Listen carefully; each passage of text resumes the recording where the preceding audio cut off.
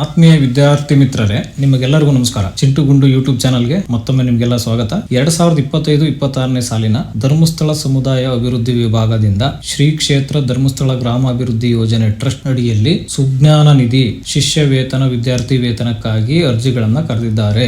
ಸುಜ್ಞಾನ ನಿಧಿ ಸ್ಕಾಲರ್ಶಿಪ್ಗೆ application ಬಿಟ್ಟಿದ್ದಾರೆ.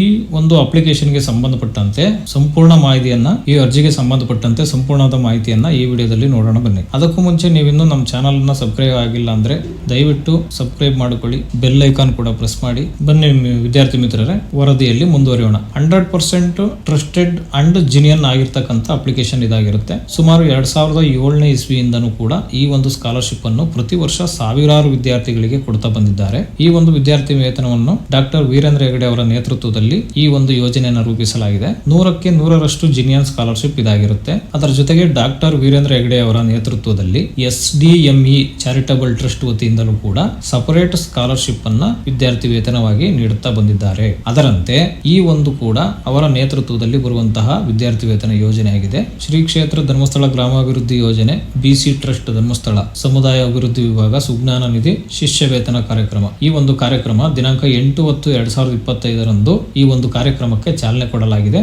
ಸುತ್ತೋಲೆಯನ್ನು ಕೂಡ ಹೊರಡಿಸಲಾಗಿದೆ. ಡಾಕ್ಟರ್ ವೀರೇಂದ್ರ ಹೆಗಡೆ ಅವರು 2007ರಲ್ಲಿ ಸುಜ್ಞಾನ ನಿಧಿ ಶಿಷ್ಯ ವೇತನ ಕಾರ್ಯಕ್ರಮವನ್ನು ಪ್ರಾರಂಭ ಮಾಡಿರ್ತಾರೆ. ಈ ಒಂದು ಮುಖ್ಯವಾದ ಅಂಶ, ಈ ಯೋಜನೆಯ ಪ್ರಯೋಜನವನ್ನು ಅಂದರೆ ಈ ಸ್ಕಾಲರ್ಶಿಪ್ ಅನ್ನು ಕರ್ನಾಟಕದ ವಿದ್ಯಾರ್ಥಿಗಳು ಮಾತ್ರ ಪಡೆದುಕೊಳ್ಳಬಹುದು. ಇದೊಂದು ತುಂಬಾ ಮುಖ್ಯವಾದ ಅಂಶ.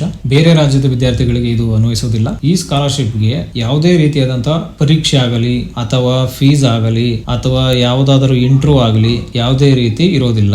ನೀವೇನಾದರೂ ಆನ್ಲೈನ್ ಅಲ್ಲಿ ಬೇರೆ ಕಡೆಯಲ್ಲಿ ಅಪ್ಲೈ ಮಾಡಿಸ್ತೀವಿ ಅಂತಂದ್ರೆ ಇದು ಆನ್ಲೈನ್ ಅಲ್ಲೂ ಕೂಡ ಅಪ್ಲೈ ಮಾಡ್ಲಿಕ್ಕೆ ಆಗೋದಿಲ್ಲ. ಹಾಗಾಗಿ ಫುಲ್ ಫ್ರೀ ಇರುತ್ತೆ. ಇನ್ನ ಆಯ್ಕೆಯಾದ ವಿದ್ಯಾರ್ಥಿಗಳಿಗೆ ಪ್ರತಿ ತಿಂಗಳು 400 ರೂಪಾಯಿಗಳಿಂದ 1,000 ರೂಪಾಯಿಗಳವರೆಗೆ ಕೋರ್ಸ್ ಪೂರ್ಣಗೊಳ್ಳುವವರೆಗೆ ಈ ವಿದ್ಯಾರ್ಥಿ ವೇತನವನ್ನ ಪ್ರತಿ ತಿಂಗಳು ಪಡೆಯಬಹುದು.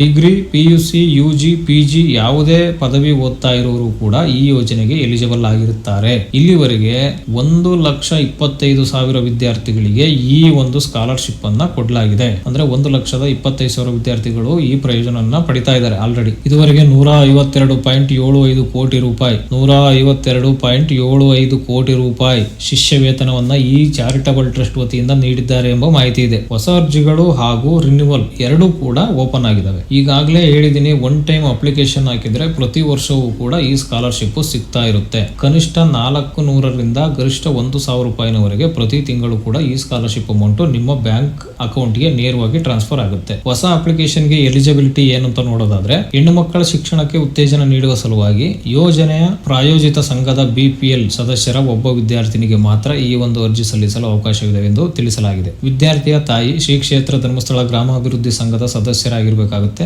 ಅಂತವ್ರ ಮಕ್ಕಳು ಮಾತ್ರ ಈ ಒಂದು ಸ್ಕಾಲರ್ಶಿಪ್ಗೆ ಒನ್ ಟೈಮ್ ಅರ್ಜಿಯನ್ನ ಹಾಕಬಹುದು. ಇನ್ನೊಂದು ಪ್ರಮುಖವಾದ ಅಂಶ ಏನಪ್ಪಾ ಅಂತ ಹೇಳಿದ್ರೆ, ಕೆಲವೊಂದು ವಿದ್ಯಾರ್ಥಿಗಳಿಗೆ ಬೇರೆ ಅವಕಾಶವನ್ನು ಕೊಡಲಾಗಿದೆ. ಅದೇನಂತ ನೋಡೋದಾದ್ರೆ ತುಂಬಾ ಪ್ರಮುಖವಾದ ಮಾಹಿತಿ ಇದು. ಅದೇನಂತ ಇವಾಗಲೇ ಹೇಳ್ತೀನಿ, ವಿಡಿಯೋವನ್ನ ಸ್ಕಿಪ್ ಮಾಡಬೇಡಿ, ಪೂರ್ತಿ ನೋಡಿ. ಇಂಪಾರ್ಟೆಂಟ್ ಮಾಹಿತಿ ಏನಪ್ಪಾ ಅಂತ ಹೇಳಿದ್ರೆ, ಹ್ಯಾಂಡಿಕ್ಯಾಪ್ಟ್ ಮತ್ತೆ ಸಿಂಗಲ್ ಪೇರೆಂಟ್ ಅಥವಾ ಆರ್ಫನ್ ಅಂದ್ರೆ ಅನಾಥ ಮಕ್ಕಳು ಅಥವಾ ತಂದೆ ಅಥವಾ ತಾಯಿ ಇಬ್ಬರಲ್ಲಿ ಯಾರಾದ್ರೂ ಒಬ್ರು ತೀರು ಹೋಗಿದ್ದು, ಒಬ್ಬರೇ ಇರ್ತಕ್ಕಂಥ ಹೆಣ್ಣು ಮಕ್ಕಳಾಗಿದ್ದು, ಅವರು ಕೂಡ ಈ ಒಂದು ಅರ್ಜಿಯನ್ನ, ಗಂಡು ಮತ್ತೆ ಹೆಣ್ಣು ಇಬ್ಬರು ಮಕ್ಕಳು ಕೂಡ ಈ ಒಂದು ಅರ್ಜಿಗೆ ಹಾಕ್ಬಹುದು. ಇದೊಂದು ಸ್ಪೆಷಲ್ ಆಫರ್ ಅಂತಾನೆ ಹೇಳ್ಬೋದು. ಈ ಸ್ಟೂಡೆಂಟ್ಗಳು ವೃತ್ತಿಪರ ಕೋರ್ಸ್ ಅಥವಾ ಪ್ರಗತಿಪರ ಕೋರ್ಸ್ ನಲ್ಲಿ ಓದ್ತಾ ಇರಬೇಕು. ಅಂದ್ರೆ UG ಅಥವಾ PG ಓದ್ತಾ ಇರಬೇಕು. Degree, diploma, medical, engineering, D.Pharma, nursing, ಈ ತರ ಯಾವ ಕೋರ್ಸ್ ಓದ್ತಾ ಇದ್ರು ಪರವಾಗಿಲ್ಲ, ಒಟ್ಟು ಪ್ರೊಫೆಷನಲ್ ಕೋರ್ಸ್ ಓದ್ತಾ ಇರಬೇಕು. ಅಂತರ್ ಮಾತ್ರ ಈ ಒಂದು ಅರ್ಜಿಯನ್ನ ಹಾಕ್ಬೋದಾಗಿರುತ್ತೆ. ಗಂಡು ಮಕ್ಕಳು ಅಥವಾ ಹೆಣ್ಣು ಮಕ್ಕಳು ಇಬ್ಬರಲ್ಲಿ ಯಾರು ಬೇಕಾದ್ರೂ ಆಗ್ಬಹುದು. ಆದ್ರೆ ನಾರ್ಮಲ್ ಸ್ಟೂಡೆಂಟ್ಗಳು ಮಾತ್ರ, ಹೆಣ್ಮಕ್ಳಿಗೆ ಮಾತ್ರ ಅವಕಾಶ ಇರುತ್ತೆ. ಸ್ಪೆಷಲ್ ಅಡಿಷನ್ ಸ್ಟೂಡೆಂಟ್ಗಳು, ಆರ್ಫನ್, ಹ್ಯಾಂಡಿಕ್ಯಾಪ್ಟ್ ಮತ್ತೆ ಏಕಪೋಷಕರು, ತಂದೆ ಅಥವಾ ತಾಯಿ, ಸಿಂಗಲ್ ಪೇರೆಂಟ್, ಇಂಥವ್ರಿಗೆ ಮಾತ್ರ ಗಂಡು ಮತ್ತೆ ಹೆಣ್ಣು ಇಬ್ಬರಿಗೂ ಅವಕಾಶ ಇರುತ್ತೆ. ಈ ಒಂದು ಅಪ್ಲಿಕೇಶನ್ ಹಾಕ್ಬೇಕು ಅಂತಂದ್ರೆ ಈ ವರ್ಷ 2025ರಲ್ಲಿ ಫಸ್ಟ್ ಸೆಮಿಸ್ಟರ್ ಜಾಯಿನ್ ಆಗಿರ್ಬೇಕು. ಫಸ್ಟ್ ಸೆಮಿಸ್ಟರ್ ಓದ್ತಾ ಇರಬೇಕು. ಅದ್ರ ಬಗ್ಗೆ ದಾಖಲಾತಿ ನಿಮ್ಮ ಹತ್ರ ಕಡ್ಡಾಯವಾಗಿ ಇರಬೇಕಾಗುತ್ತೆ. ಒಂದು SB ಅಕೌಂಟ್ ಇರಬೇಕಾಗುತ್ತೆ. ಅದರಲ್ಲಿ IFSC ಕೋಡ್, ಅಕೌಂಟ್ ನಂಬರ್ ನೀಟಾಗಿ ಕಾಣಬೇಕು. ಪ್ಲಸ್ ಫೋಟೋದ ಮೇಲೆ ಆ ಬ್ಯಾಂಕ್ ಇಂದು ಶೀಲು ಸಿಗ್ನೇಚರ್ ಕಂಪಲ್ಸರಿ ಆಗಿರಬೇಕು. ಇದೆಲ್ಲ ಕ್ಲಿಯರ್ ಆಗಿ ಕಾಣಿಸ್ತಾ ಇರಬೇಕು. ಇನ್ ಕೇಸ್ ಕಾಣಿಸ್ತಿಲ್ಲ ಅಂದ್ರೆ ಅರ್ಜಿ ರಿಜೆಕ್ಟ್ ಆಗೋ ಸಾಧ್ಯತೆ ಇರುತ್ತೆ. ಅದರಿಂದ ದಯವಿಟ್ಟು ಬ್ಯಾಂಕ್ ಪಾಸ್ ಪುಸ್ತಕವನ್ನ ಮತ್ತೊಮ್ಮೆ ಪರಿಶೀಲನೆ ಮಾಡಿ ನೀಟಾಗಿ ಇಟ್ಕೊಳ್ಳಿ. ಮತ್ತೆ ಧರ್ಮಸ್ಥಳ ಸಂಘದ ಆಫೀಸ್ ನಲ್ಲಿ ನಿಮಗೆ ಒಂದು ನಮೂನೆ ಒಂದು ಫಾರಂ ಕೊಡ್ತಾರೆ. ಸ್ಕಾಲರ್ಶಿಪ್ ಗೆ ಅಂತಾನೆ ಒಂದು ಫಾರಂ ಬಿಟ್ಟಿದ್ದಾರೆ. ಇಲ್ಲಾಂದ್ರೆ ನೀವು ಆನ್ಲೈನ್ ಅಲ್ಲಿ ಬೇಕಾದ್ರೂ ಡೌನ್ಲೋಡ್ ಮಾಡ್ಕೋಬಹುದು.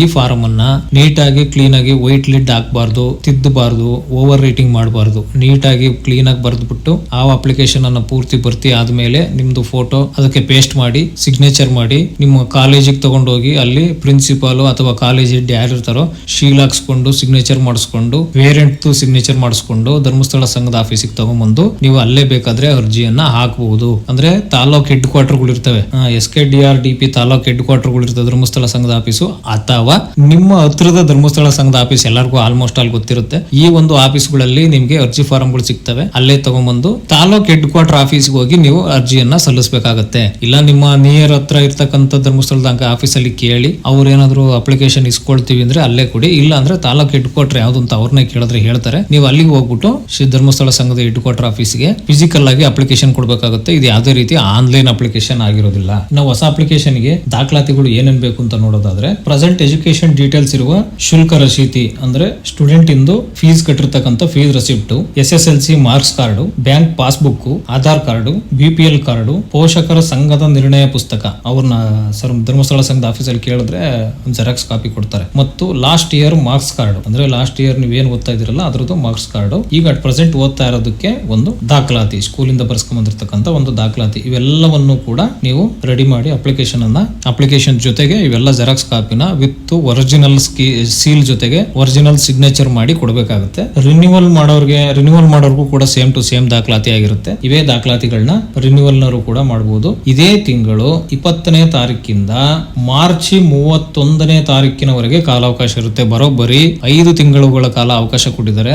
5 ತಿಂಗಳಲ್ಲಿ ನೀವು ಅಪ್ಲಿಕೇಶನ್ ಹಾಕಬಹುದು. ನಿಧಾನವಾಗಿ ಆಗ್ಲಿ ಎಲ್ಲಾ ಡಾಕ್ಯುಮೆಂಟ್ ಗಳನ್ನ ಜೋಡಿಸ್ಕೊಂಡು ನೀಟಾಗಿ ಜೆರಾಕ್ಸ್ ಮಾಡಿಸಿ, ಜೆರಾಕ್ಸ್ ಮೇಲೆ ಒರಿಜಿನಲ್ ಸಿಗ್ನೇಚರ್, ಒರಿಜಿನಲ್ ಸೀಲು ಸಂಘದ್ದು ಹಾಕಿಸ್ಬೇಕು, ತಂದೆ ತಾಯಿದು ಸಿಗ್ನೇಚರ್ ಹಾಕಿಸ್ಬೇಕು, ನಿಮ್ದು ಸಿಗ್ನೇಚರ್ ಹಾಕಿಸ್ಬೇಕು, ಸ್ಕೂಲಿಂದು ಹಾಕಿಸ್ಬೇಕು, ಸ್ಕೂಲ್ ಅಂದ್ರೆ ಕಾಲೇಜಿಂದು. ಇಷ್ಟೆಲ್ಲಾ ದಾಖಲಾತಿಗಳನ್ನ ರೆಡಿ ಮಾಡಿ ನಮೂನೆ ಫಾರಂ 1 ಕೊಡ್ತಾರೆ ಧರ್ಮಸ್ಥಳ ಸಂಘದ ಆಫೀಸಲ್ಲಿ. ಅದ್ರ ಜೊತೆಗೆ ಇದನ್ನೆಲ್ಲ ಪೇಸ್ಟ್ ಮಾಡ್ಬಿಟ್ಟು ನೀವು ಅಲ್ಲಿಗೆ ಅರ್ಜಿಯನ್ನ ಸಲ್ಲಿಸಬಹುದಾಗಿರುತ್ತೆ. ನಿಮಗೆ ಏನಾದ್ರೂ ಇದ್ರ ಬಗ್ಗೆ ಇನ್ನೂ ಹೆಚ್ಚಿನದ ಮಾಹಿತಿ ಬೇಕು ಅಂತ ಹೇಳಿದ್ರೆ ಧರ್ಮಸ್ಥಳ ಸಂಘದ ಆಫೀಸಿನ ವತಿಯಿಂದ 2 ಕಾಂಟ್ಯಾಕ್ಟ್ ನಂಬರ್ ಗಳನ್ನ ಕೊಟ್ಟಿರ್ತಾರೆ.